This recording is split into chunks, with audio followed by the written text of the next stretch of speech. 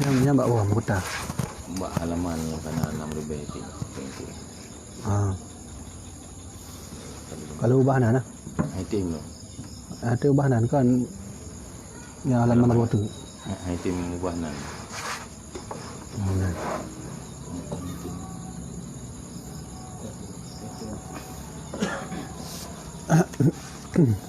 Kamu tengah Melayu hari ni. Al-Fatihah. A'udzu billahi minasyaitonir rajim. Bismillahirrahmanirrahim. Alhamdulillahi rabbil alamin. Ar-Rahmanir Rahim. Maliki yaumiddin. Iyyaka na'budu wa iyyaka nasta'in. Ihdinas siratal mustaqim. Siratal ladzina an'amta 'alaihim ghairil maghdubi 'alaihim waladdallin. Amin.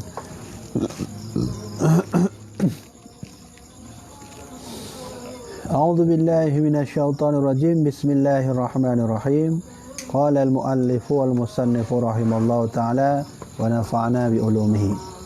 Telah berkata pengarang kitab rahimallahu taala, semoga kitanya mendapat ilmu daripada beliaunya. Dan lagi firman Allah taala, wa qala alladzina utul ilma, yakni dan berkata mereka yang mempunyai ilmu, dan firman Allah taala warasikhuna fil ilmi, yakni mereka yang mahir di dalam ilmu. Dan firman Allah taala wa qala rabbi zidni ilman, yakni kata olehmu ya Muhammad, tambahi olehmu ya Tuhanku akan ilmuku. Dan demikian lagi sabda Nabi sallallahu alaihi wasallam, innal malaikata latadau ajnihataha li talabil ilmi, yakni ya Tuhanku, bahwasanya segala malaikat itu merendahkan akan sayapnya itu karena membesarkan orang yang menuntut ilmu. Dan sabda Nabi SAW, al-ulama warasatul anbiya, yakni bermula ulama itu mempusakai akan anbiya. Dan sabda Nabi SAW, talibul ilmi takaffalallahu ta'ala birizkihi, yakni bermula orang yang menuntut ilmu itu telah mengakui Allah Ta'ala dengan rezekinya. Jadi ayat-ayat ayat dan hadis yang kalian tuan sampaikan yang saya sampaikan tadi itu adalah tentang kelebihan orang yang menuntut ilmu dan kelebihan seseorang yang menjadi alim ulama. Maka alangkah ruginya dan alangkah sukarnya hidup ini jika alim ulama itu tiada. Ingatlah baik-baik, karena sesungguhnya kebahagiaan hidup kita itu adalah karena jasa para alim ulama. Ketika Rasulullah meninggal, tidak ada lain yang mengembangkan ajaran beliau kecuali alim ulama. Yang benar kan? Maka oleh karena itu alim ulama itulah yang menjadi pemompang kehidupan bagi penggantinya seluruh para nabi. Maka jabatan paling tinggi di dunia ini tidak karena Nabi Hanale, Nabi tidak ada lagi, maka keberkahan para nabi itu turun kepada para alim ulama. Maka di dalam kitab ini juga nanti kita akan melihat puji ulama. Di mana pujian Allah kepada ulama? Pada kalimat Al-Quran, alladzina utul ilma, yakni Allah mengangkat para alim ulama itu derajatnya. Yang kedua, Allah berfirman warasikhuna fil ilmi, bahwasanya yang rasih itu orang yang pandai berilmu, itulah para alim ulama. Jadi ada satu hal yang ingin saya bahas sedikit. Ada satu ayat dalam surah Al-Imran itu berbunyi warasikhuna fil ilmi wa ma ta'wiluhu wa ma ta'wilahu illallah warasikhuna fil ilmi, dan tidaklah yang mengetahui takwil itu melainkan Allah Subhanahu wa taala. Bahasanya tidak ada yang mengetahui makna takwil itu kecuali Allah. Lalu ayat ini terjadi perselisihan di antara umat sekarang ini. Di mana perselisihan? Ayat ini membahas tentang ayat yang Allah katakan itu adalah ayat-ayat mutasyabihat. Hanya lebih lu pakai bahasa Indonesia karena harus terpentingkan awak online ni. Lu awak online yang buat daripada tanya.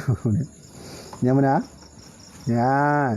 Jadi ada khilafiyah yang terjadi di masa sekarang ketika orang menafsirkan surat Al-Warasikhuna fil Ilmi itu adalah tentang ayat-ayat mutasyabihat yang menurut sebahagian orang berkata itu ayat mutasyabihat tidak ada satupun yang bisa bertakwil. Contoh. Ketika Allah berfirman Ar-Rahmanu 'alal arsy istawa, bahwa Allah itu bersemayam di atas aras, ada kelompok yang berkata itu tidak boleh ditakwil. Baik tidak takwil itu terhadap makna majaz atau makna yang bukan majaz. Tapi ada lebih enak sedikit, kita berikan contoh seperti yadullah fawqa aydihim, tangan Allah di atas tangan mereka. Bahasa Al-Qur'annya tangan Allah di atas tangan mereka. Jadi waktu ayat ini sampai kepada kita, tentu kita tidak boleh berkata benar-benar secara tahqiq bahwa Allah itu punya tangan. Benar kan? Nah, disinilah terjadi perselisihan nanti. Ada orang berkata, kalau memang bahwa sebenarnya wa ma ta'wilahu illallah, tidak ada yang mengetahui makna Al-Quran tentang ayat mutasyabihat kecuali Allah, kalau begitu kita beriman saja bahwa Allah punya tangan. Ya. Jadi bagaimana Al-Quran berkata, begitu kita beriman. Ar-Rahmanu 'alal arsy istawa, Allah itu duduk di atas aras, bersemayam di atas aras. Jadi karena mereka berkeyakinan bahwa ayat-ayat mutasyabihat yang sulit dipahami itu tak perlu ditakwil, karena Allah mengetahui takwil, kita beriman bahwa Allah betul-betul duduk di atas aras. Satu. Yang kedua, ada sebahagian yang menganggap bahwa Al-Quran ayat mutasyabihat tak perlu ditakwil. Lalu mereka berkata, kalau begitu yadullah fawqa aydihim, tangan Allah itu betul-betul bertangan. Itu yang tidak pakai takwil, sehingga beriman langsung sebagaimana Al-Quran berkata. Nah, kita Ahlus Sunnah wal Jamaah, Imam An-Nawawi, Imam As-Suyuti, yadullah tangan Allahnya kan maknanya tangan, tapi kekuasaan. Nah, jadi kan timbul dua kelompok nih. Kita mazhab Ahlussunnah wal Jamaah bahwa ayat-ayat yang sulit dipahami dalam Al-Quran seperti seperti mata Allah, seperti tangan Allah, itu ayat yang sulit dipahami. Sehingga datang ulama kita, tangan Allah itu bukan tangan, tapi lebih kepada makna kekuasaan. Allah duduk di atas aras bukan langsung duduk menempel, tapi bersemayam di atas aras, bukan menempel duduk di atas aras. Nah, itu pendapat Ahlussunnah wal Jamaah. Sebagian lain mengatakan, oh tidak begitu. Sebagaimana Al-Quran kita beriman, tangan Allah punya tangan. Belum Allah duduk atas aras. Ya, kita beriman berarti berduduk menempel. Timbullah dua kelompok. Nah, di mana dasarnya perbedaan ini terjadi? Pada ayat yang Allah katakan tadi, wa ma ta'wilahu illallah. Tidak ada yang mengetahui takwil kecuali Allah. Takwil yang apa itu? Tidak ada yang mengetahui makna mutasyabihat yang sebenarnya dalam Al-Quran kecuali Allah Subhanahu wa taala. Itu pendapat yang ada pada kelompok sebelah sini. Sedangkan kita orang bertakwil. Itu tangan itu ada takwilnya. Ini ulama Ahlussunnah wal Jamaah. Ada takwilnya. Takwilnya adalah kekuasaan. Kelompok lain berkata, oh enggak ada takwil karena tidak ada mengetahui takwil kecuali Allah. Ini kamu pak kan? Perbedaan pendapat ini sudah muncul. Lalu Dan ini menjadi hal penting yang harus kita bahas, karena sekarang di media-media banyak ustaz-ustaz yang berkata bahwa tangan Allah itu ada, betul-betul bertangan. Cuma kalau kita tanya bagaimana tangannya? Tangannya lain daripada tangan kita. Berarti Allah punya tangan? Iya. Berbentuk? Iya. Nyangka habis. Kalau Allah sudah berbentuk, naudzubillah min dzalik. Allah Tuhan kita itu tak berbentuk, tidak panjang, tidak pendek, tidak lebar, tidak kurus, tidak gendut. Hana nunggu. Benar kan? Nah, lalu bagaimana menafsirkannya itu? Kita larilah ke sejarah yang pernah ada pada masa Nabi. Ada salah seorang sahabat namanya Abdullah bin Abbas. Abdullah bin Abbas ini anak daripada Abbas bin Abdul Muttalib. Abbas bin Abdul Muttalib berarti paman Nabi. Berarti anak paman gimana ke anak kumun? Anak paman bukan? Sepupu. Berarti Ibnu Abbas itu sepupu Nabi Muhammad. Abbas bin Abdul Muttalib adalah sang penjuang Islam. Lahir anak diantar kepada Rasulullah. Rasulullah, doakanlah untuk anak saya. Paman minta pada ini ya, orang Nabi Muhammad ponakan. Apa kata Nabi? Allahumma alimhu ta'wil wa faqihu fitin. Nabi meludah tangannya lalu dikasih ke Abdullah bin Abbas. Lalu berdoa kepada Allah, ya Allah, ajarkanlah anak ini menjadi orang yang pandai takwil. Berarti orang yang pandai menafsirkan Al-Quran. Ingat, ini adalah membantah orang yang berkata Al-Quran yang ayat-ayat sulit itu tidak bisa ditakwil. Mana dalilnya? Wa ma ta'wilahu illallah. Benar yang diambil oleh mereka, tapi salah cara penafsiran. Buktinya sahabat Nabi diajarkan takwil. Siapa salah satunya? Abdullah bin Abbas. Nah, kamu nafum mana? Intinya yang kita sampaikan, yang ingin saya sampaikan adalah hati-hati sekali bahwa sebenarnya ada dalam Al-Quran yang memang kita tak faham sama sekali artinya. Dan tak perlu takwil. Apa itu? Alif lam mim. Apa arti alif lam mim? Kaf ha ya ain shad. Surat shad, yasin, nun. Lebih parah dong. Jadi apa hikmah Allah taruh nun, alif lam mim, alif lam ra? Itu tidak ada yang mengatakan kecuali Allah. Tapi yang lain seperti tangan Allah di atas tangan mereka, itu ditakwil, jangan sampai salah makna. Tujuan ulama Ahlussunnah mentakwil agar nanti kita jangan beriman Allah berkata tangan tengku. Jadi gimana juga? Ya, saya beriman Allah punya tangan. Nah, habis. Kalau kita menganggap Allah punya tangan, sudah kafir hukumnya. Nah, lakemah ayah bahwa kejadian ini pernah ditemukan di salah satu masjid di Aceh Besar. Ada salah seorang yang mengajarkan tauhid, mengajarkan jamaahnya Allah punya tangan. Kedua-duanya sebelah kanannya. Kabeh. Allah punya tangan. Kedua-duanya sebelah kanan. Ya. Ketika kita bertanya, kamu kenapa berkata itu? Ada hadisnya. Dijelaskan memang. Ada hadisnya. Jadi menangkap Al-Quran dan hadis itu boleh, tapi harus punya alat. Jangan ditelan-telan. Hati-hati, Al-Quran itu di suatu masa dia bisa menyelamatkan kita, di suatu masa dia bisa membawa kita ke neraka. Hati-hati. Ini di Aceh Besar namanya masjidnya. Nanti roh Ustaz yang mengajar Allah betul-betul punya tangan, kedua-duanya tangan Allah sebelah kanannya. Ya. Ya. Siapa dengku? Nantilah kita akan jelaskan siapa. Hati-hati. Itu akibat orang yang percaya langsung dengan kalimat ya Allah katakan, saya bagaimana Allah? Ya begitu saya. Yadullah faqaidihim, tangan Allah. Oh, ada tangan Allah? Ada. Kalau begitu cara beriman kepada ayat-ayat Allah, bagaimana jika ada hadis qudsi begini? Nah, ini hadis qudsi. Kata Allah Subhanahu wa taala, maridtu, inni maridtu. Saya ini sakit. Yang ini kala. Allah pernah berkata saya sakit dalam hadis qudsi. Apakah kita betul-betul beriman Allah sakit? Karena mungkin ya. Allah sakit. Limam ta'uduni. Aku sakit, kenapa engkau tidak mengunjungi aku? Nah, itu hati-hati.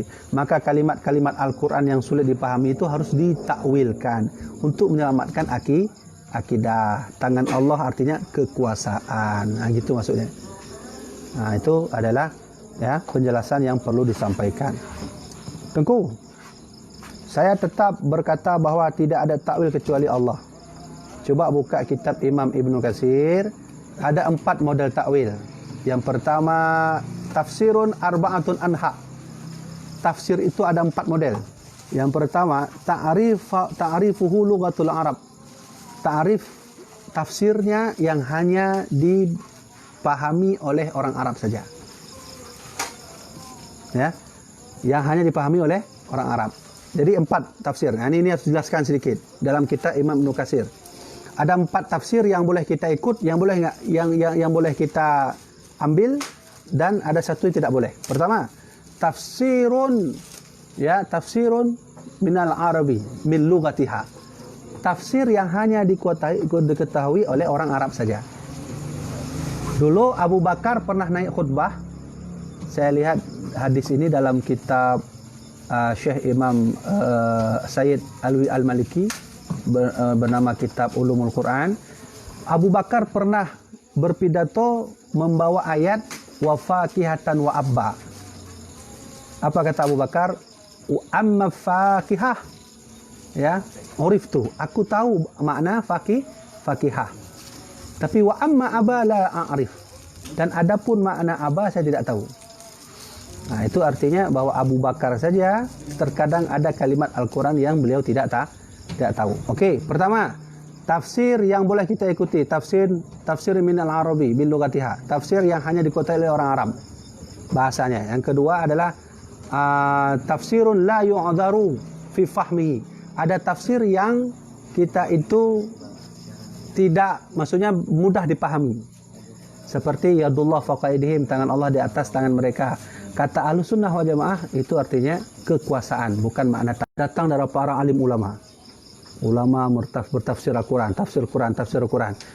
Punya dari Aceh, ulama yang menafsirkan Al-Quran adalah Syekh Abdul Rauf As-Singkili. Beliau penulis tafsir itu. Nah, beliau ahli tafsir. Nah, beliau termasuk rasikh dalam Al-Quran. Yang keempat yang enggak boleh kita ikut, tafsirun la ya'lumuhu illallah. Tafsir yang tidak satu pun orang tahu kecuali Allah Subhanahu wa taala. Nah, ini 4 tafsir. Berarti begitulah ya penjelasan yang perlu disampaikan karena terkait tentang ayat warasikhuna fil ilmi. Kemudian kelebihan orang menuntut ilmu, kata Nabi, innal malaikata la tad'u ajnihataha li talabil ilmi. Kelebihan orang menuntut ilmu, datang ke majlis, bersabar dia membuang waktu untuk ilmu.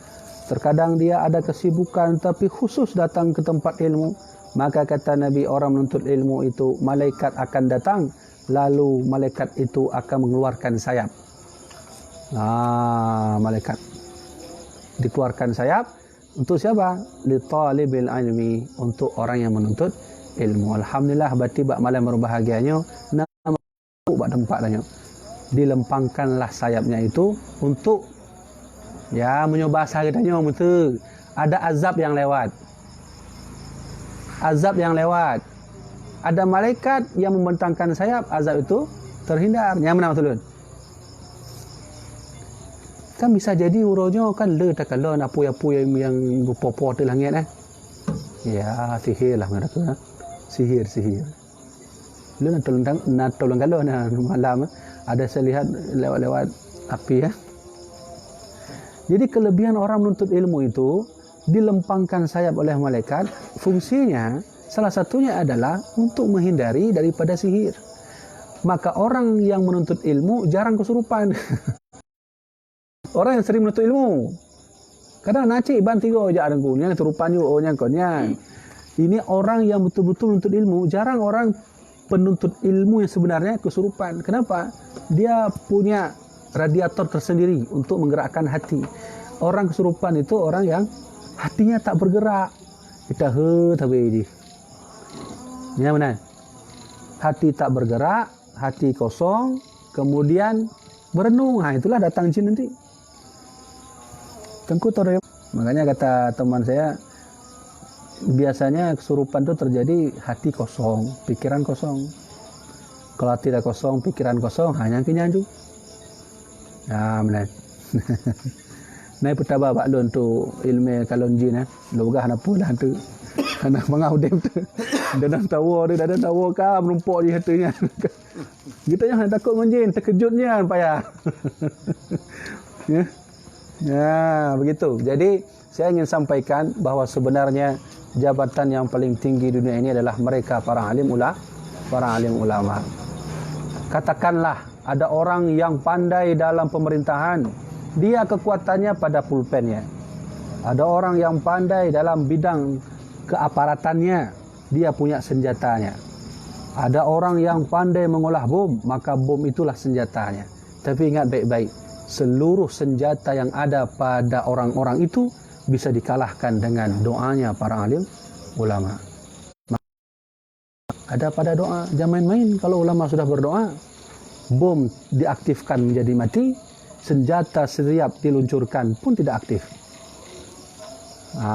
Itu kekuatan para alim ulama. Ulama tidak punya senjata. Mana senjata mereka? Yaitu ada pada doa. Nah, inilah yang membuat bangsa kita dihadiahi oleh Allah. Beda kemerdekaan kita dengan Malaysia. Kemerdekaan bangsa ini ditaruhkan darah, nyawa ini. Siapa salah satu mereka yang mempertaruhkan nyawa dan darah? Para alim ulama. Di masa PKI bagaimana ulama ditangkap, dibunuh. Termasuk salah seorang ulama itu, siapa yang dari Madiun itu, yang betul-betul berkata bahawa haram ikut PKI, ditangkap, dibunuh, perjuangan. Berarti kemerdekaan bangsa ini diraih dengan darah, keringat dan nyawa. Kalau negara lain tidak, diberi oleh Inggris, merdeka. Kita tidak. Nah, ada juga kadang-kadang ya seperti para aparat yang dekat dengan Allah, Jenderal Sudirman yang berjuang memerdekakan bangsa ini juga tak lepas dari hubungan dirinya dengan Allah Subhanahu wa taala. Nah, maka oleh karena itu ulamalah pusat memompang kehidupan dunia ini. Tidak ada nabi, maka ulama lah yang melanjutkan. Nah, itu ulama. Kita yang bukan ulama saja didoakan oleh Nabi. Kata Nabi, ada malaikat datang, lalu terbukalah sayap itu kepada orang yang menuntut ilmu. Maka kata Nabi di hadis lain, Nabi memuji al-ulama warasatul anbiya. Para alim ulama itu pewaris para nabi. Nabi menyebut, coba lihat ada sedikit yang ingin saya sampaikan. Kenapa Nabi berkata al-ulama'u warasatul anbiya? Kenapa enggak begini? Al-ulama'u warasatun nabiyya atau warasatul Muhammad, maksud contoh benar. Para ulama itu adalah pewaris Nabi Muhammad, maksud benar kan? Karena ulama kita sekarang kan ulama umat Nabi Muhammad kan, karena umat Nabi Musa maksud dunia yang kan. Karena kenapa harus anbiya? Berarti para nabi terdahulu, Adam, Idris, Nuh, Saleh, Ibrahim, Lut, Ismail, Isa, Yakub, Yusuf, Ayub, semuanya berjuang karena diberi anugerah oleh Allah ilmu. Meninggal Nabi Adam, lanjutkan oleh Nabi Idris. Nabi Idris meninggal, lanjutkan oleh Nabi Nuh. Nabi Nuh meninggal, lanjutkan oleh Nabi. Terus Ibrahim, Lut, Ismail, sampai Nabi Isa. Semua dilanjutkan estafet dari para nabi terdahulu. Apa yang dilanjutkan itu? Ilmu. Meninggal Nabi terakhir Nabi Muhammad, terus dilanjutkan oleh para nabi yang bukan nabi. Oleh seharusnya nabi tapi bukan nabi. Seandainya Allah Subhanahu wa taala tidak memberi kepada Nabi Muhammad nabi terakhir, maka ini nabi-nabi masih hidup, yaitu ulama-ulama kita. Tapi sayangnya Nabi Muhammad tetap nabi terakhir. Selebihnya bukan nabi, tapi disebut ulama. Nah, ada yang unik di sini. Coba lihat, di antara para nabi ada nabi yang paling kaya yang tidak ada bandingnya. Bahkan jika tunjuk baik nabi yang paling kaya, mandum manusia yang paling kaya melebihi Qarun, Firaun, goknya. Beliau bernama Nabi Sulaiman alaihi salam. Ya, di antara 124.000 nabi, 313 rasul, Cuman Nabi Sulaiman yang memiliki kekuatan dan kekayaan yang melebihi dari seluruh manusia. Lu rasa hana manusia lagi konyen. Kenapa dia kaya? Gunung bisa dikuasai, burung bisa diajak bicara, semut bisa diajak ngobrol. Pula mah temut.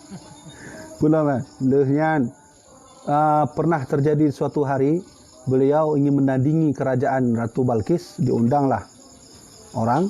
Lalu dah hadirlah salah seorang tamu, kata Nabi Sulaiman, coba siapa bisa di antara kalian yang bisa membuat melebihi kerajaan Ratu Balkis. Padahal menurut riwayat dibuatlah oleh salah seorang murid daripada Nabi Sulaiman, dibuatlah kerajaan melebihi daripada Ratu Balkis. Ini nanti disebut dalam Al-Quran yang transparan lantainya. Yang ingin saya ceritakan, beliau orang kaya. Tapi ada yang unik di sini. Kalau beliau orang kaya, adakah murid atau anaknya sendiri yang mewarisi harta Nabi Sulaiman? Tidak ada dalam sejarah satupun kita temukan ada pewaris harta Nabi Sulaiman, tidak ada. Ini bukti bahwa yang diwarisi oleh Nabi Sulaiman sebenarnya bukan harta, ilmu. Ini kata Nabi tadi, ulama itu adalah pewaris para nabi. Apa diwarisikan? Lam yurithu dinaran wala dirhaman, kata Nabi. Orang ulama itu tidak mewarisi uang. Innama yurithu ilma. Yang diwarisi oleh ulama itu adalah sudah. Maka oleh karena itu inilah kelebihan orang menuntut ilmu dan kelebihan menjadi seorang alim ulama. Terakhir, Rasulullah berkata, talabal ilmu takaffalallahu ta'ala birizkihi. Sang penuntut ilmu itu dimudahkan oleh Allah, dicukupkan oleh Allah rizkinya. Nah, alhamdulillah, urangnya tidak kalah.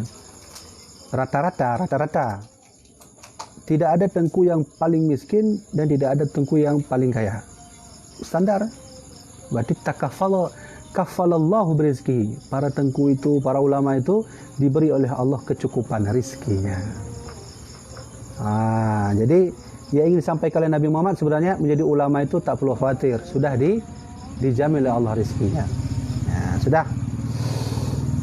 Itulah kelebihan para alim ulama dan penuntut ilmu. Sekarang kita lanjutkan. Dan sungguhnya murad dengan ilmu pada segala tempat ini, yakni pada segala ilmu yang tersebut dalam Al-Quran dan segala yang tersebut dalam hadis Nabi SAW, yaitu semuanya dikehendaki dengan dia itu ilmu yang memberi manfaat pada agama dalam akhirat, yaitu telah tersebut segala ilmu yang memberi manfaat itu di dalam kitab Imam Al-Ghazali rahimallahu ta'ala seperti Ihya Ulumuddin dan lainnya yang tersebut dahulu itu. Dan demikian lagi segala fan ilmu tasawuf itu semuanya ilmu yang memberi manfaat di dalam dunia dan akhirat. Karena ilmu tasawuf sekarang itu telah terhimpun di dalam ilmu usuluddin dan ilmu fikih dan ilmu tarikat. Seperti yang tersebut dalam kitab ini, seperti yang tersebut di dalam Mukhtasar Ihya Ulumuddin yang yaitu asal kitab ini, seperti yang tersebut dalam kitab Ihya Ulumuddin dan lainnya daripada beberapa kitab ilmu tasawuf. Yang pada bicara ilmu suluk, yakni ilmu tarikat. Jadi di sini dijelaskan bahwa sebenarnya ada ilmu yang kita pelajari tapi merugikan kita. Tapi ada ilmu yang kita pelajari yang memberi manfaat bagi kehidupan kita. Salah satu ilmu yang memberi manfaat sepenuhnya tidak merugikan kita adalah ilmu tasawuf. Memangnya ada tengku ilmu yang membuat kita rugi? Ada juga. Belajar ekonomi, bukan berarti mandu menan. Tidak. Ada orang belajar kuliah S1, S2, S3, bahkan SE. Dia tu SE pula, man. MM. Menan lah pokoknya kan. Orang yang ahli ekonomi. Nah, kita, masyarakat awam, seperti saya lah misalnya, kalau dah mendengar ekonomi, itu orang kaya lah kan lain, ya kan? Karena sekarang kita lihat tidak ada ekonomi bagi rakyat miskin. Rakyat miskin itu tidak ada. Kalau dah sebut ekonomi itu dah berarti intinya adalah kaya. Tapi ada orang yang kuliah sampai S3 tak kaya-kaya. Begitu maksudnya. Tapi itu bukan semuanya seperti itu. Yang ingin saya maksudkan, ada ilmu yang kita pelajari dapat merugikan kita. Nah, salah satu ilmu yang merugikan kita adalah ilmu yang terlalu cepat naik ke atas, tidak bertahap melalui tangga. Faham kan? Nah, ini terjadi di tempat kita sekarang begitu. Langsung naik ke atas dia. Kalau dah naik ke atas sulit turun. Kenapa? Tangga nggak ada nunggu. Ya. Nah, orang ini perlu ilmu, raya tak ilmu dan panjang ilmunya. Hantruk nunggu, katruk lah tanya mata. Kena tertolong hanya ni. Kenapa nunggu? Gara-gara hantruknya, kena hantruk dia baru. Nah, kamu coba tu. Nah, benar kan? Jadi apa contoh nunggu? Sakala dunia. Ilmu apa contohnya yang naik ke atas atau turun lagi? Laduni. Ya. Ya. Kalau bahasa lain itu ya ilmu makrifat namanya. Ilmu itu ada semua, tapi ada yang perlu bertahap dengan tangga naiknya. Ilmu makrifat itu ilmu yang mengajari kita bagaimana kita itu sudah melupakan orang lain kecuali Allah. Ini ilmu makrifat. Apa perlu ilmu makrifat? Ilmu makrifat perlu, tapi naik ke sana perlu tangga. Apa tangga makrifat? Dahulunya dululah ilmu syariat, belajar fikih, solat yang benar, puasa yang benar. Sudah tengku, naikkan tangga kedua, tarikat belajar kita suluk, kita berzikir, kita tahajud, rutin kita duha, semua macam. Sudah tengku, naiklah baru ke ilmu hakikat. Perlu tangga. Kalau tidak perlu tangga, nanti kita gila kan? Nah, inilah maksud tadi, mau turun ke bawah nggak bisa lagi karena ada tangga. Maksud lain tu gila. Orang maunya ke sana terus, langsung ke makam wali. Dia tu ke makam wali. Ya, kan? Makam wali ya. Ya, langsung ke sana. Ya. Bagi contoh faham Qadariyah. Ya. Kemudian aku. Begini saja lebih enaknya. Orang-orang wali-wali Allah itu memandang kita bukan lagi manusia, tapi bangkai yang hidup. Bangkai yang hidup. Atau lebih enak begini.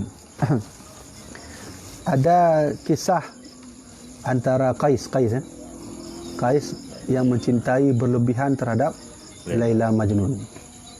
Wah, itu kisah itu terkenal di mana-mana itu. Sehingga Qais berkata, saya melihat satu butir debu di sandalmu, itu seolah-olah sudah melihat dirimu. Kamu kan? Saya melihat butiran debu di sandalmu, itu sudah melihat dirimu. Kah hantar mula kayaknya kiban cara kalau abe aja kalau di kah mana mungkin nengku, enggak mungkin. Saya lihat sandal mana lain yang ada. Kenapa bisa seperti itu? Akibat cinta yang sudah berlebihan. Orang kalau dah cinta berlebihan itu enggak bisa tak pakai baju abu, hente nengku tanya lambunya pula ya. Itu Qais terhadap Laila Majnun. Kita mungkin pernah mengalami itu. Mungkin suatu hari kita mencintai suatu benda. Mungkin. Contoh, tengku saya ingin sekali beli mobil Ford Menan kan? Udah kita kumpulin lah mobil untuk beli mobil itu. Bertahun-tahun kita kerja sudah menggapailah uang, kita datang ke showroom beli. Nah, ini contoh kecil. Setelah mobil itu dibeli, itu tengku 1 minggu sekali dosmir. Kenapa? Cinta masih ada. Cinta mobil itu masih ada. Beda kemenan tengku kadang turun yang hanjak kena abe, kadang tu dapur abah tu nak oleh yang ponya. Ya, dosmir seminggu sekali. Berlalulah mobil itu dipakai sebulan, 2 bulan, 3 bulan, sudahlah dosmir 1 bulan sekali. Berlalulah lagi 2 tahun, 3 tahun, sudah mulai mobil itu ditinggali, nggak mau pakai lagi. Berlalu lagi lah 4 tahun, 5 tahun, mobil rusak tak mau diperbaiki lagi.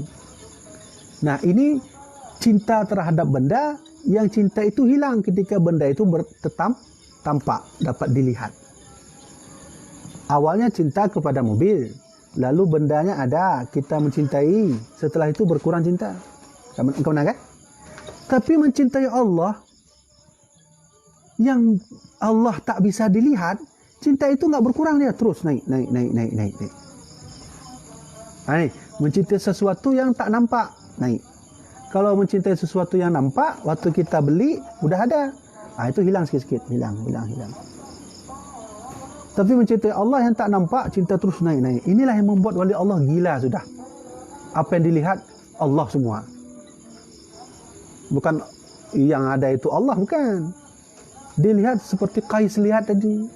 Menganggap butiran debu itu adalah Laila Majnun. Ini namanya ilmu ma'rifat. Sekarang orang mau naik ke sana semua. Syariat ditinggali, tarekat dipotong, hakikat tak perlu, naik ke atas terus. Sampai sana gila. Inilah ilmu yang belum ada manfaat seperti mana kitab tadi untuk kita. Maka belajarilah ilmu yang ada manfaatnya dulu. Syariat, tarekat, hakikat sampai ke ma'rifat. Tengku, saya boleh enggak belajar ma'rifat? Ma'rifat itu hadiah Allah. Hadiah Allah. Nah, tom rasaanku mana? Mungkin di antara tanya, katanya rasa saboh hai ketika kita itu mengalami seperti ada kejadian, lalu tiba-tiba bangkrut betul. Kalau enggak bangkrut mungkin berputus asa. Sehingga ada dalam tubuh kita timbul seperti sifat selalu ingat Allah. Kadang-kadang saya mau ke masjid lah. Dulu enggak pernah ke masjid. Sifat itu muncul saat kita dirugikan. Kalau kita sedang kaya, bangkrut tiba-tiba, sifat itu muncul. Ke masjid setiap hari, jabut bak ulama, ingat-ingat Allah, tabi-tabi, mantap. Punya contoh anak muda, putus cinta lah. Anak muda kalau dah putus cinta, itu ke masjid 24 jam. Padahal semayang 5 waktu, tapi 24 jam. Ya, sifat itu yang melupakan yang lain. Sehingga kita bertanya, kamu enggak ini lagi? Semua perempuan sama semua. Kenapa dia bisa bilang semua perempuan sama semua? Karena sudah fana, tak perlu lagi fikir perempuan, penting Allah. Kamu benar kan? Sifat seperti itulah yang diambil oleh para wali tadi. Cuma bedanya kita waktu bangkrut, waktu rugi baru ada. Lainnya masih bulan, karena yang lain, apa ni nalong? Lanjutlah lah ambil mati. Main judi lagi. Itu dia. Ya, begitulah maksudnya. Maka oleh karena itu, inilah ilmu yang bermanfaat. Ilmu paling bermanfaat adalah ilmu tasawuf. Tasawuf yang mengajari kita memperbaiki hati. Fikih ajarkan kita untuk ikhlas. Fikih tidak diajarkan kita untuk ridha. Fikih tidak mengajarkan kita untuk takut pada Allah. Fikih hanya mengajarkan tata cara beramaliyah ibadah. Tapi kalau tasawuf tidak mengajari kita bagaimana solat, tata cara solat. Tapi tasawuf mengajari kita mengatur hati. Hati diwarnakan terus. Bagaimana? Tapi baik mana sih? Tengku ulun tasawuf mentau lah fikih hana. Jadi sih, ngaji laweknya urang yang berzikir, solat tak ada. Ngapain? Dah mana? Nah, tukang kacang menyuna zikir tapi ini ni. Dia ada apa? Semayang hanya nunggu. Ya kan? Tukang kacang itu kan pergi tempat zikir ya, dia ngapain di situ zikir? Enggak dia. Ya jual kacang lah. Tapi yang dia lihat itu kan zikir. Semayang, panina semayang, jo beda kenjo semayang dulu. Ya, titun tiga semayang. Pajan atau hotel raya haji. Yang kena semayang. Itu maka kata Abu Ya'la Wali, so istighal syar'i hanangon hakiki sama lagi wahabi. Ya, siapa yang sibuk-sibuk fikih saja enggak mau belajar tasawuf sama kayak orang wahabi. Memang karena orang wahabi dengku masa Abu Ya'la Wali, lebih raya masanya. Dan begitu juga kata Abu Ya'la Wali, so istighal hakiki hanangon syar'i dan sama lagi orang zindiki. Sibuk diri dengan tasawuf saja, nggak mau belajar fikih, maka sama seperti orang zindik. Orang zindik itu orang beriman, tapi di mata Allah kafir. Bahayanya. Ya, maka oleh karena itu jamaah dirahmati oleh Allah Subhanahu Wa Taala. Nah, sampai sini saja. Yang ingin saya sampaikan sini bahwa marilah ke depan kita belajar tasawuf bersama-sama. Hadir lon tuanyo kan sebagai guru, lon nino kan guru. Tapi penyampaian lisan saja. Kau berarti engkau lebih ke alim tak? Nah, belajar sama-sama kita. Apa yang tulisan kitab ni, maka saya berazam pada Allah mudah-mudahan saya juga bisa mengamalkannya. Ya, benar. Jadilah tu kenal tanya nak waktu 30 minit. Jadi ilmu marifat pun kibang sehingga orang nak pelajari juga. Jadi itu yang membuat orang dia pelajari marifat ni. Yang dia juga juga marifat nak ikatannya. Ilmu yang pakai ban saja. Sehingga tu tertarik ke diri. Mana terobsesi akan kekeramahan para wali. Karena begitu bagus wali bisa terbang, bisa kemudian kalau je wali itu dihormati. Jadi terobsesi dengan sesuatu yang enggak penting. Ini tamung juga kan. Asam belajar marifat lah seperti wali. Wali itu dihadiahkan Allah, tidak boleh dicita-citakan. Hanya dong wali Allah hanya wali Allah tu diberikan oleh Allah. Jadi banyak orang sekarang mau naik ke terus makrifat karena terobsesi dengan kekaramahan para wali. Wali itu enggak sadar dia itu diberi karamah. Wali tak pernah minta kepada Allah kasih karamah. Syekh Siti Jenar pernah menjadi ulat untuk mengikut satu kajian Sunan Bonang. Sunan Bonang di atas perahu. Syekh Siti Jenar jadi ulat. Coba lihat. Begitu kekuasaan yang diberikan kepada Syekh Siti Jenar. Jadi ulat. Beliau balik lagi ke manusia. Sunan Bonang sedang mengajar. Lalu kata Sunan Bonang, wahai Syekh Siti Jenar, jangan kau jadi orang lain. Jangan kau jadi makhluk lain. Hadirlah seperti mana wujudmu yang sebenarnya. Berubah aja Syekh Siti Jenar. Hamzah Fansuri punya kekaramahan tersendiri. Ya, pulang wali-wali Allah lagi contoh yang mama meninggalnya, Abu Ibrahim Waila. Abu Ibrahim Waila bisa menghilang, beliau bisa pergi ke Makkah, Madinah. Wah, saya enggak percaya. Dan enggak perlu percaya itu. Yang kita perlu adalah itu kelebihan Allah dan enggak perlu dipelajari. Bagaimana sikap kita menghadapi wali? Satu, datang minta doa. Kedua, jangan belajar karena enggak sampai ilmu. Ingat baik-baik, wali itu tidak meminta kelebihan. Allah yang berikan. Dan kedua, wali itu tidak sadar bahawa kelebihan itu diberikan. Maka yang seperti inilah ada golongan yang sehingga kakaklah menyemenan tu jak makrifat juga napu tangga-tangga ni. Teruk ke dia? Gila lah dia. Menyuka gila hoi pelung lama macam Menyo gila, sukses gila aja karena Allah. Kenapa menyo seperti itu? Beliau yang suka itu orang yang mengajar rutin, istiqomah dalam balainya, tidak pernah putus-putus. Itu Abu Ibrahim Waila itu pernah ditemukan. Hanya cerita dari almarhum Abu Yalun langsung dialami oleh almarhum Abu Yalun. Mungkin kalian dengar peristiwa waktu almarhum Abu Yajak dari Calang menuju ke Lamno yang merumpuk dengan Abu Ibrahim kan? Kali. Tapi nak sabuk cerita tu. Baklon na foto Abu Ibrahim Waila dengan SBY. Hidup dengan SBY dua. SBY tengah mana? Ni kan kiban je goknya jawab SBY tu. Nah, baklon na fotonya. Kemudian ada cerita waktu almarhum Abu Ya itu dulu menjadi anggota DPRI masa Soeharto. Datang Abu Ibrahim Waila ke Jakarta, diketuk pintu, minta gelas. Ditanya oleh Abu Ya, Abu dengan siapa ke sini? Ini jawab, ada gelas Tengku kan. Maka diambillah gelas ke belakang, diambil, dikasih air. Oleh Abu Ibrahim Waila, dikasih air. Itu Abu sendiri ke Jakarta, depan ketuk pintu, minta gelas. Dikasih air ke almarhum Abu Yaminuddin, kata Abu Ibrahim Waila, Najib. Minum air ini. Diminum. Sudah diminum, ngobrol sebentar, minta izin Abu Ibrahim Waila, ditanya oleh Abu ngantau aja. Nah, ini jauh cik. Berangkat je. Tiro. Gadah lah nalik. Ya, benar. Itu adalah kekeramahan para wali. Yang hari ini terobsesi orang awam. Oh, keren kali berarti kalau gitu naik terus kemarin.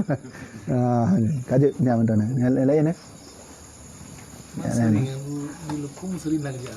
Oh nah ya. Pernah waktu itu ini tidak juga anak i bukan. Kamu kalau tu anak i ramai je. Tetik kalau puasa mana ni mereka. Enggak di bini. Oh ya. Enggak di bini. Ya. Di masa majin. Ada aja ya. Kan belum juga di Bandung. Oh, banyak duduk biasa juga corona gede ya. Kalau tsunami kalau duduk kayak dulu mungkin anak kami dah apa? Kami dulu tapi belajar corona. Ah. Kalau gede ke pasar Lepung kan mangki mandung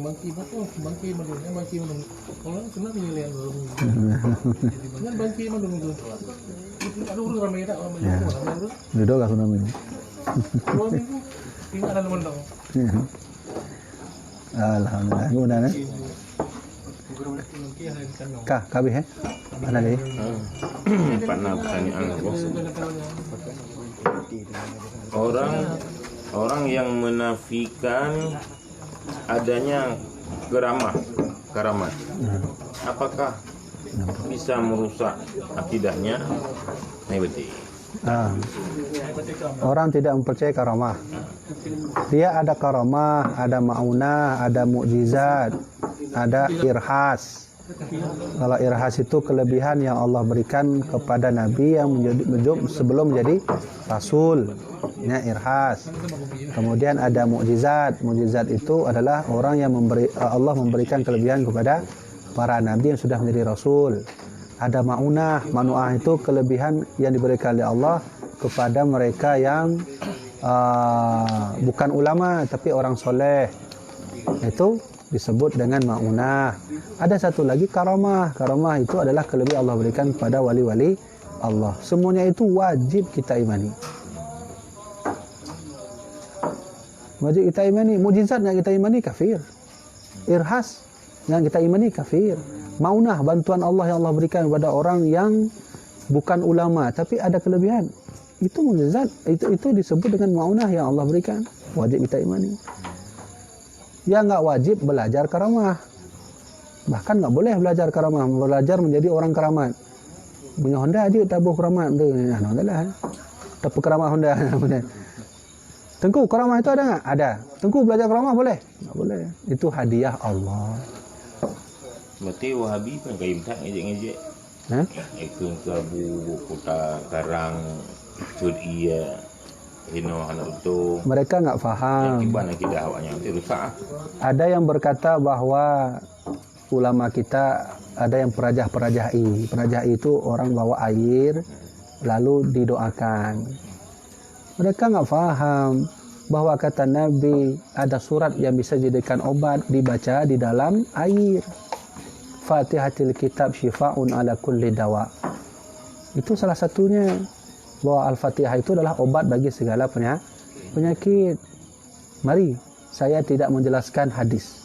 Kita ungkapkan fakta yang sedang terjadi di dunia ini. Silahkan buka internet, ada salah seorang ilmuwan bernama Dr. Masaru Emoto. Namanya Dr. Masaru Emoto.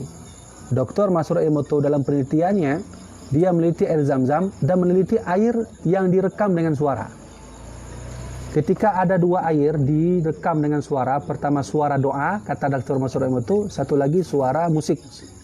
Ya waktu itu di setel musik Led Zeppelin. Setelah dibekukan, dimasukkan ke dalam kulkas, dibekukan, dilihat oleh Dr. Masaru Emoto, ternyata kristal air yang dibacakan doa itu melebihi kristal yang lainnya. Sedangkan kristal yang satu lagi bacakan lagu Led Zeppelin itu kristalnya hancur. Maka Dr. Masaru Emoto dalam riwayat sejarah dikatakan beliau masuk Islam karena meneliti air. Itu Dr. Masaru Emoto yang dengan teknologi canggih yang dia gunakan dari Jepang, bahwa air yang dibacakan sesuatu yang baik, kristalnya lebih banyak. Jangan bahas hadis dulu, jangan bahas hadis, jangan bahas dalil. Dr. Masaru Emoto yang Jepang yang bukan Islam menemukan bahwa air yang dibacakan doa itu kristalnya lebih banyak. Nah, apa nggak percaya kalau dah teknologi berbicara?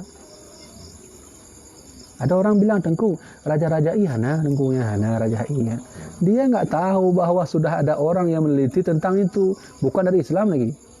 Coba buka di Google Dr. Masaru Emoto. Nanti beliau akan menjelaskan itu. Ini yang mana kan? Hanya pengundali je dengan fakta yang sedang terjadi saja sudah cukup. Maka oleh kerana itu ada orang datang ke Abu minta rajah, itu benar. Dibacakan doa. Tengku, boleh enggak saya ada air? Ini air. Saya buka, saya baca Fatihah misalnya contoh. Saya baca Fatihah. Ada dalilnya? Ada. Fatihatul kitab syifa'un ala kulli dawa. Orang yang mengamalkan Fatihah dengan tujuan obat, maka Fatihah itu menjadi obat. Hadis dhaif tu. Padahal dhaif. Ilan tuan alhamdulillah oleh sebuah hadis hanayangnya sahih mendum. Nah, kejadian waktu sahabat Nabi wa Madinah, bak tengah jalan, di pertengahan jalan ada satu kampung yang sedang sakit. Sampai kepala dusun sakit. Yang kampung itu bukan orang Islam. Di pertengahan jalan, para sahabat ini mampir sebentar cari air. Maka orang kampung mengatakan, ini mohon maaf, kami sedang sakit semua. Mungkin bapak-bapak bisa nggak obatkan kami sebentar. Nah, maka ada inisiatif dari salah seorang sahabat itu yang tidak disuruh Nabi, tapi dilakukan sendiri. Apa dilakukan? Dibaca Fatihah semua orang kampung. Dibaca Fatihah nunggu. Dibaca Fatihah, pulih alhamdulillah. Nyah nayu oleh Nabi kan. Dibaca Fatihah menasib roh juta sahabat Nabi kan. Maka pulang ke Madinah, sewaktu datang ke Madinah sebelum pulang, dikasihlah 80 kambing. Hadiah dari orang kampung. Hadis ini sahih. Panjang dah nafas hadisnya, tapi panjang hadisnya. Sampai sahabat ke Madinah, kata sahabat Nabi, kami ada cerita yang unik, begini. Tapi ada hal yang kami ingin tanyakan Rasulullah. Kami diberi oleh orang yang bukan orang Islam 80 kambing. Kami terima atau tidak Nabi? Keluar hadis Nabi. Fatihatil kitab syifa'un ala kulli dawa. Itu asbabul wurudnya. Sebab Nabi bersabda. Kata Nabi, ingatlah bahwa Fatihah itu bisa jadikan obat. Terus bagaimana kambing? Pulang, ambil. Nah, ini Nabi mengajari toleransi kepada kita. Bahwa hadiah orang kafir pun boleh kita ambil. Selama bukan babi, anjing. Ya, ambil, balik. Nah, jadi kesimpulannya adalah rajah-rajah itu sunnah. Ada hadisnya. Kalau Dr. Masaru Emoto saja diakui artikel seluruh dunia, bahkan dia dipanggil oleh WHO langsung. Karena WHO tertarik dengan penelitiannya, dipanggil WHO. Padahal dia cuma meneliti air yang dibaca doa itu ada air kristal, yang enggak dibaca putus kristalnya. Ini macam kita tidak begitu kan? Dipanggil oleh pihak badan WHO dunia, diberi biaya dia untuk penelitian selanjutnya. Dalam sejarah beliau masuk Islam, tapi ada yang menyebutkan dia tidak Islam. Wallahu a'lam. Terkadang berita baik itu disembunyikan. Nah, kalau beliau saja yang bukan Islam mengakui air dibacakan doa itu hidup airnya, masa kita yang benar kan? Nah, jadi rajah inya juga tajak abu-abu. Tajak abu-abu nungku, kon tajak urun biasa. Pakar menan karena doa abu-abunya didengar oleh Allah. Sama lagi sekdis dengar oleh gubernur. Kita nyu tak pegah pernah dengar oleh gubernur. Menan maksud je. Ulama-ulamanya kan urun tahu Allah, waktu baca doa langsung diterima oleh Allah kita nyu. Panena ni dengar. Ya nah. Ya nak lain.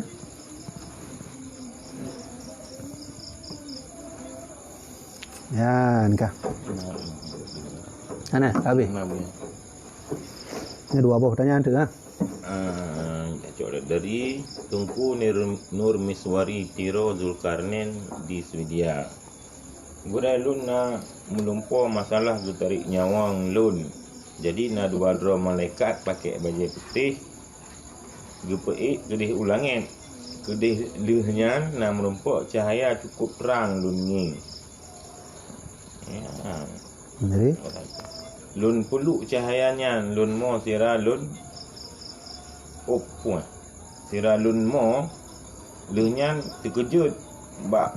Ana kata kan tu. Terkejut bak. Hotel ke budak apa maknanya kira-kira Abia? Oh malu lu laki lu lemah lah punya bagiannya. Karena tanya hana ilmu untuk tafsirkan mimpi. Macam payahnya. Tapi yang mudah lagi insya-Allah God. Menempuh yang God ni insya-Allah. Tapi mana? Yang payah tanya oleh apa naik tu semayang tolong Ya benar. Kemudian pajam melampau. Kadang teoro. Kadang mana? Lentuan na gure lentuan dari Mesir. Mesir asli. Lu tanya empat perbedaan melampau yang God dengan melampau yang God. Jadi na gure lu Syekh Yunus Al-Misri. Maka salah satu melampau yang Godnya adalah waktu tanya tolong dah baca doa kan? Tatu semayang. Ya benar. Di sepertiga malam ya. Sepertiga malam. Kemudian mimpi yang tidak bermakna itu mimpi tidur dari jam 3 sampai maghrib. Ya, ada makna walaupun mimpi buruk ada makna. Tapi mimpi ada makna sepertiga malam, waktu hujan deras. Ya, betul ya. Nak lu baca kitabnya, lu kat dua kitab punya. Dengan kondisi berwudu. Ya, betul. Waktu hujan deras, sepertiga malam, kemudian menjelang subuh. Nya nama makna. Ya, nanti tanya balik bab ni. Munyo mandum ke tengku. Lu mandum na bak lun macam contoh. Berarti tetap lu hanjur jauh sih. Kerana tafsir mimpi malam boleh malam. Bisa jadi bermakna. Semayang tu hanai. Jadi mana waktu lu cerita mimpi God kepada almarhum Abuya, jawaban almarhum Abuya mana? Disimpan saja, nanti ada maknanya. Benar. Padahal tanya buat Abu yang hani, dia boleh Abu simpan saja, nanti ada maknanya. Ya benar. Jadi lu laki mah punya bab melampau lah jauh. Anak ilmu maknanya. Nampak kau tu. Buya, apakah ajaran MPTT sama dengan ajaran yang diajarkan oleh Syekh Hamzah Qansuri? Gimana cara dah jauh Itu betul dah jawab salah. Salah dah jawab salah. Gimana tu? Kamu ya sabar dia apa ya? Mana orang nunggu terkait dengan MPTT yang ditanya langsung mbak awak MPTT langsung. Atau MPU je. Tanya mbak MPU betul. Mbak Lun, mbak Tengku nak jawapan. Si cara je back live ni betul. Yang jelas awak MPTT yang pakat zikir ikut je zikir nama salahnya. Pakai nama. Tapi kalau sudah diajarin hal-hal yang tinggi sekali enggak sampai akal, enggak sampai ini. Je. Yang betul lah. Apa panjang-panjang tak babnya kan? Nah.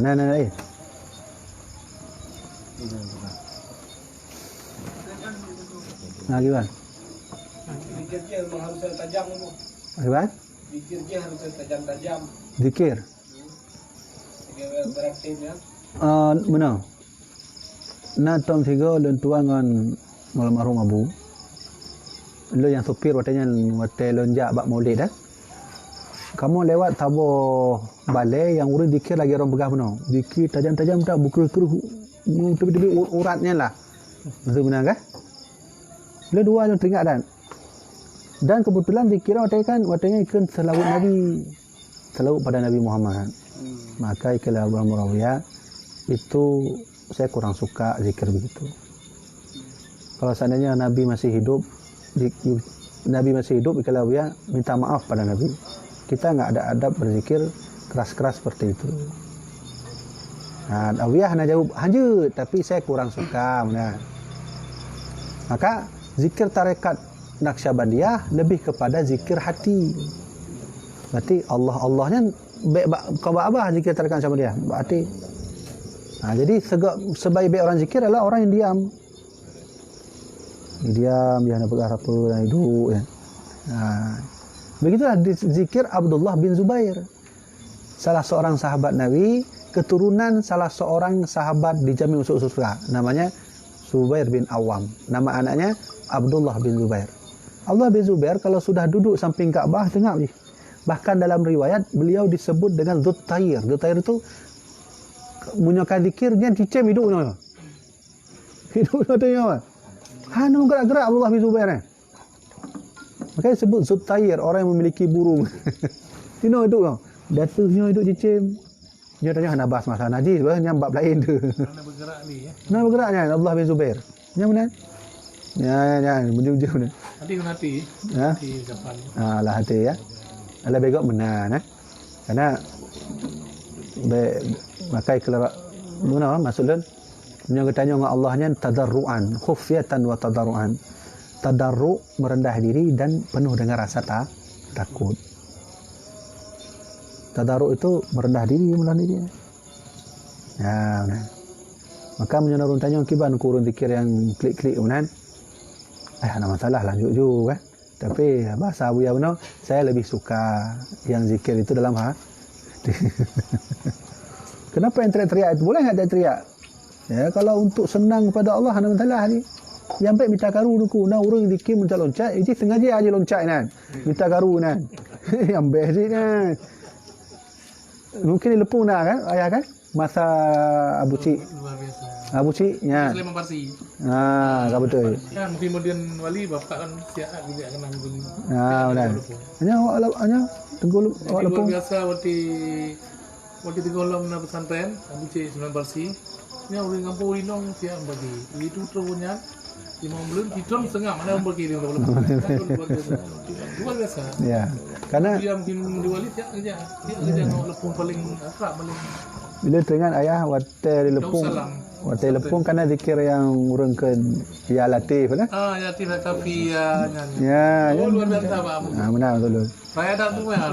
Tuan muda dalam bukti. Jadi Semangat lah. jadi ya ada masalah yang memang perlu meriah lah. Ya. Tapi Abu Ya benar bahasa ni saya lebih suka zikir dalam hati. Kawih tu kena lah. Nak lagi? Mana? Dua buah tu ah. Nah. Rinong. Bagi lengan rukun la ilaha illallah atau bagi. kalimat syahadat. Menyangkon ya. Hana pe, tetapi hana gede tu isyarah syahadatnya sehingga buahnya tapi dalam keadaan kubur maksiat. Banyak weh. Ya.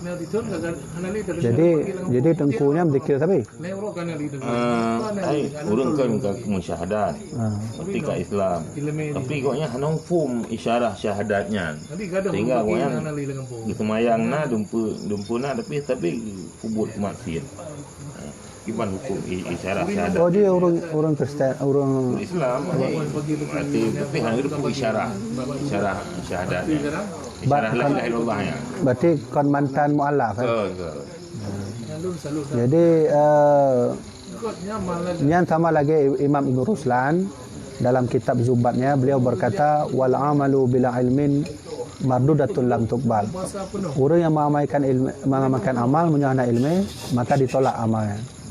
Kemudian Tengku, saya berzikir tapi saya tak tahu ilmunya maka dia ditolak amalnya. Tengku, saya solat tapi tak tahu ilmunya maka solatnya ditolak. Tengku, saya puasa ilmunya tak tahu maka puasa ditolak. Tengku, saya haji umrah ilmu tak tahu maka wah kok bisa begitu? Ya harus begitu. Begitu dah pi rukuk kan ilmunya cik. Betul salah dalam pi rukuk, salah ujung jihan. Kamu pala cik tanya. Hebat tingkat pi rukuk payah na ilmu Tengku, apalagi bab semayang nak begah juga kan. So yang begahnya buah bibi kon tuan. Itu Imam Ibn Ruslan dalam kitab Zubat atau dalam kitab I'anatul Talibin jilid 1 bab muqaddimah. Itulah faedah kan.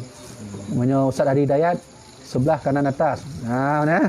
Menyalun jawab I'anatul Talibin jilid 1 muqaddimah sebelah kanan paling bawah. Kan? Imam Ibn Ruslan. Maka oleh karena itu orang yang bersyahadat kalau ilmunya tak ada dia bersyahadat terus nanti yang terjadi apa? Maksiat jalan juga. Kenapa kita meyakini solat itu menghindari kemungkar? Tapi ada orang solat juga tidak bisa menghindari perjudian. Gimana? Inna solata tanha anil fahsya'i wal munkar. Sesungguhnya solat itu bisa menghindari keji dan kemungkaran. Tapi orang semayang nengku lih semayang main batai ni. Terkoncit juga. Menyopati orang mak-mak orang inam lih semayang pegang habar orang gibah-gibah tu masalah gibah. Kita tanya mana je, dia semayang tak jadi di kopi. Dia duduk di kopi, dia terpegah habar gegap. Padahal main semayang, nak semayang isya. Ada yang salah enggak di sini? Ada. Apa salahnya? Solat. Bukan solatnya yang salah, ilmunya kurang. Ilmu solatnya kurang. Ya, benar. Jadi nyacit lagi syahadat benar. Benar. Kabeh. Tak boleh hutan. Dia ngawal dia mati depan pon ni dah picit gue tegur dia ya. Chip ah, skater lah. Baru baju. Cucu je. Tama je dah. Kacau tak botak pun ya. Tak boleh Dia benar. nak kemah makla namanya. Dari Teku Hadi Nur di Jerman ya. Gure kenang darah blok OBU. Kunung darah BO bak baje tapi katu sah semayang. Jumpa Teku Hadi Nur di Jerman. Darah yang menyo di atas je mon bajenya beda hukumnya. Yo darah di atasnya bacut mentoi tebit nyan darah dimaafkan. Tapi menyo ka di baje nyan kana bekas bau rasa. Menyo tu hana bekas sih bau rasa mentang. Hai kana bacut kan. Kalau darah itu hakikatnya najis. Bak baje kena. Kalau kena di baju, menyo kena buat baju, nya payah terpegadah warna najis. Cara menghilangkan najis min ta'mihi, min rihihi, wa launihi. Menghilangkan najis itu wajib 3. Hilangkan rasanya, hilangkan warnanya, hilangkan baunya. Selama 3 ini hilang, maka sudah suci. Ya benar. Nah, habis itu ya. Ibu ramai dah. Ramai memang belum boleh pilih. Yang penting lah kemahan tu. Dia harus asisten hotel. Pak. Kau ni kan Lihat. Hah? Ni beri nasihat kau online masuk.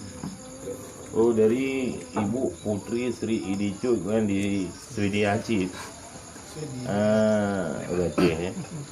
Abu Yan tolong di tausiah ataupun nasihat ke kamu jemaah online masjid. Ya, nasihat yang pun letak nasihat. Nasihat kehidupan dalam berilmu, rumah tangga, mungkin dalam rumah tangga letak nasihat. Tapi sebuah nasihat yang sangat diingat oleh Rasulullah. Jadi suatu hari datang Jibril, tiba-tiba Jibril berkata,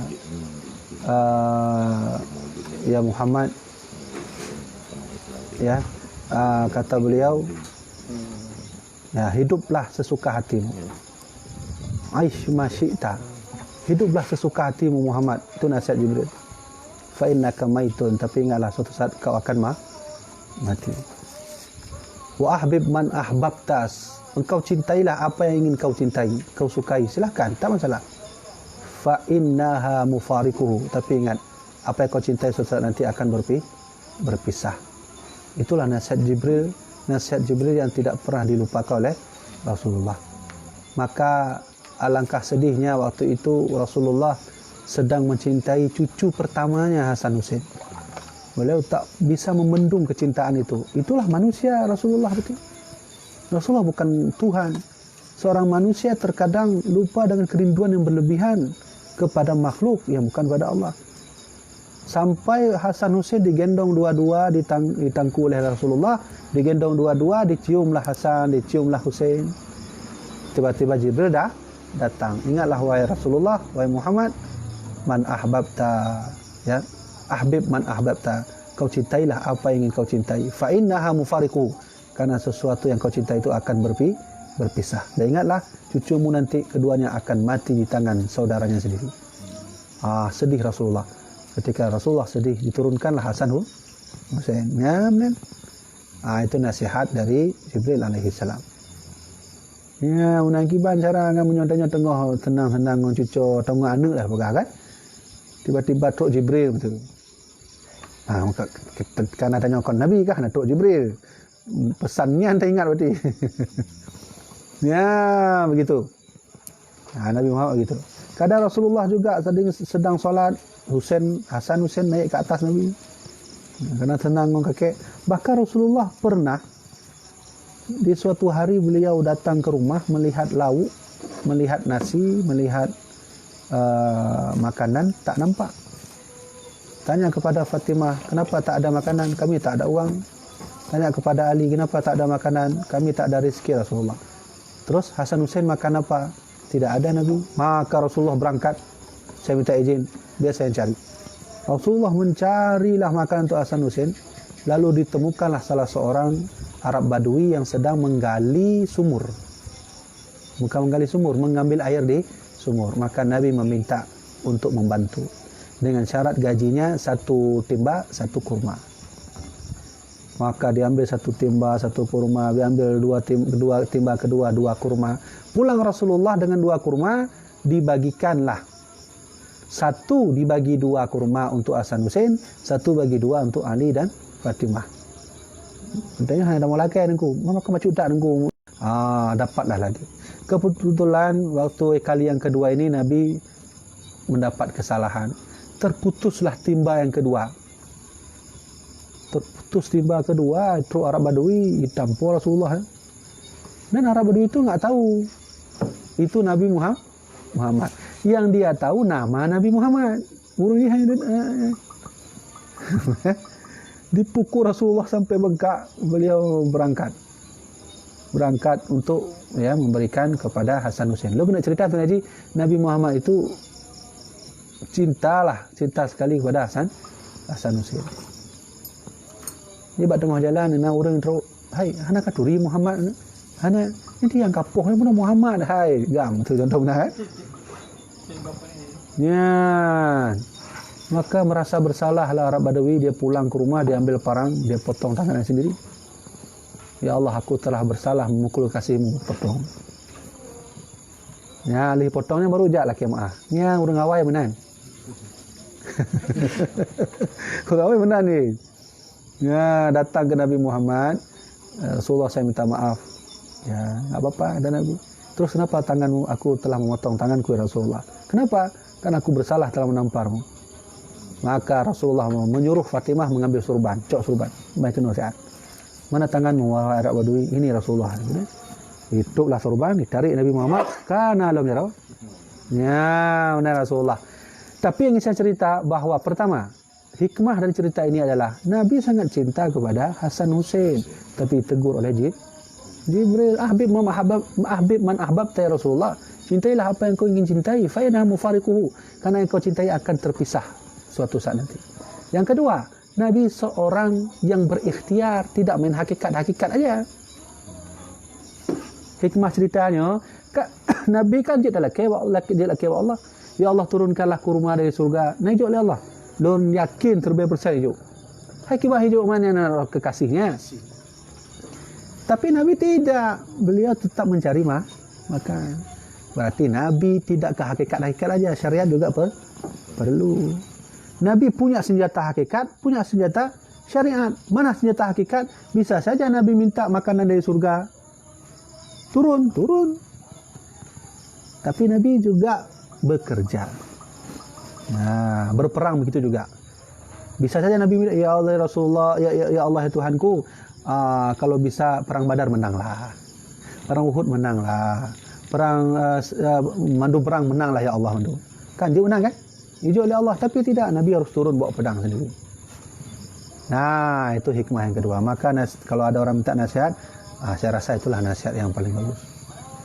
Nah, tidak ada cinta yang abadi kecuali cinta kepada Allah Subhanahu wa taala. Cinta kita kekal atau tidak? Ketika mencintai Allah kekal. Kenapa kekal? Allah kekal. Kalau Allah kekal, cinta kita kepada Tuhan yang kekal, insya-Allah kekal selama-lamanya. Kalau kita cinta kepada pejabat mati, habis. Kemana kita pergi? Begitulah. Dah. Hanya menyatakan tayang jemaah dah tercocok. Kita harus konsisten waktu. Ini sudah jam 10:30 dah. Jadi jemaah dirahmati Allah Subhanahu wa taala, mudah-mudahan apa yang kita sampaikannya bermanfaat bagi luntuan sendiri, ya, berguna bagi luntuan sendiri dan bermanfaat dan berguna bagi jemaah yang dirahmati Allah Subhanahu wa taala. Saya minta maaf kepada jemaah online yang tidak bisa saya jawab pertanyaan-pertanyaan, tapi sebelum saya tutup, ini kita buat kajian di halaman yang bukan halaman kita. Saya perlu sampaikan halaman kita sedang Serang. diserang. sama Wahabi. Halaman dannya halaman Facebook yaitu Kajian Aswaja Aceh.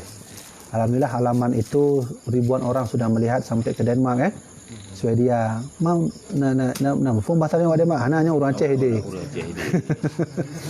Ya benar. Hai, yang payah takkan Denmark lah. Ya kan lebih gak bacu. Ya benar. Tapi ternyata diserang. Diserang oleh orang yang ahli, orang yang cinta sunnah. Ya, jadi mudah-mudahan kita minta pada Allah orang-orang yang menyerang ini diberi hidayah oleh Allah. Ya, diberi taufik oleh Allah Subhanahu wa taala. Jadi kajian benar-benar insya-Allah mudah-mudahan bermanfaat. Sekian dari tuan wallahu a'lam bishawab. Sallallahu ala sayyidina Muhammad. Sallallahu alaihi wasallam. Sallallahu ala sayyidina Muhammad. Sallallahu alaihi wasallam. Sallallahu ala sayyidina Muhammad. Ya Rabbi salli alaihi wasallam.